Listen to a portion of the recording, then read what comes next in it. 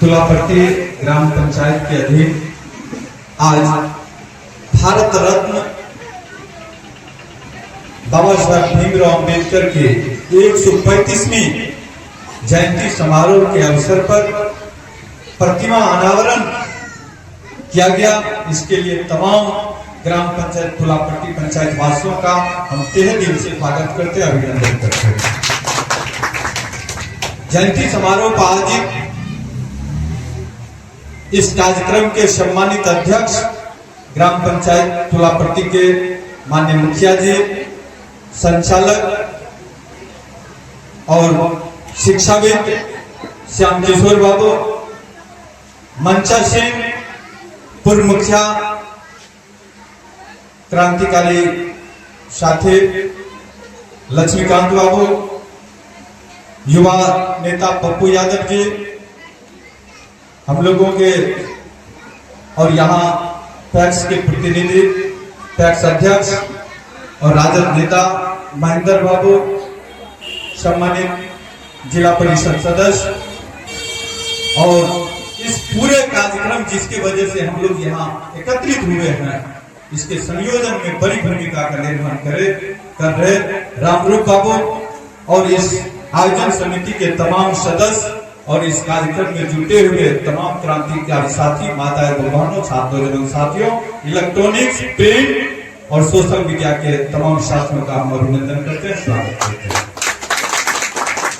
साथियों, हमें रहने का यहाँ पूरी दिल्ली इच्छा थी, लेकिन एक कार्यक्रम है बिहार राज्य धार्मिक न्यास परिषद के तरफ से आयोजित है। प्रत्येक जो धार्मिक स्थान है उनके पंजीकृत वहाँ एक कार्यक्रम रखा गया है, सत्तू खाओ पानी पियो गर्मी भगाओ।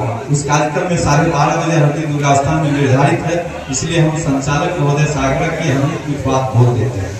आज बाबा साहब भीमराव अम्बेडकर की जयंती है और इस ग्रामीण इलाके में पिपरा प्रखंड के पहला यह गांव है जिस गांव में बाबा साहब भीमराव अम्बेडकर की प्रतिमा की स्थापना की गई है।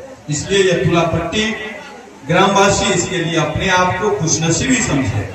लेकिन अगर बाबा साहब भीमराव अम्बेडकर की हम जयंती मनाते हैं, पुण्यतिथि मनाएं, प्रतिमा पर माल्यार्पण करें और उनके विचार पर नहीं चले तो वह हास्यास्पद हो जाएगा। इसलिए हम चाहेंगे कि उनकी जो विचारधारा है, उनके विचारधारा को आत्मसात करने की हम लोगों को जरूरत है। बाबा साहब भीमराव अम्बेडकर ने दुनिया के विभिन्न जगह के संविधान का अध्ययन करके एक बेहतरीन और विशालतम संविधान दिया। ये संविधान के बल पर आम आवाज की न्याय की बात क्या करे, भगवान राम को भी क्या मिला, अयोध्या में राम मंदिर बना। बाबा साहब भीमराव अम्बेडकर के संविधान की न्याय।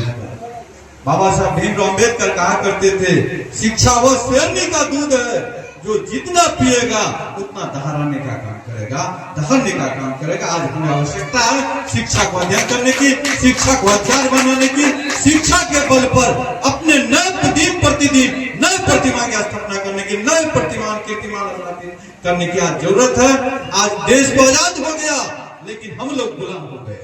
आज कोई पार्टी के गुलाम है, कोई जाति के गुलाम है, कोई धर्म के गुलाम है, जिस चलते सामाजिक क्रांति नहीं हो रही, आंदोलन नहीं हो रहा, सच को सच नहीं कह पा रहे हैं, झूठे को झूठे नहीं कह पा रहे हैं, ये हमें कमी आ गई है। इसलिए आज मानसिक रूप से भी हमें आजाद होने की जरूरत है। अगर बाबा साहब भीमराव की अम्बेडकर की जयंती मनाते हैं, उसकी प्रतिमा की स्थापना करते हैं और संकल्प लेते हैं उनके विचारों पर, तो सबसे पहले मानसिक गुलामी से हमें आजाद होना पड़ेगा।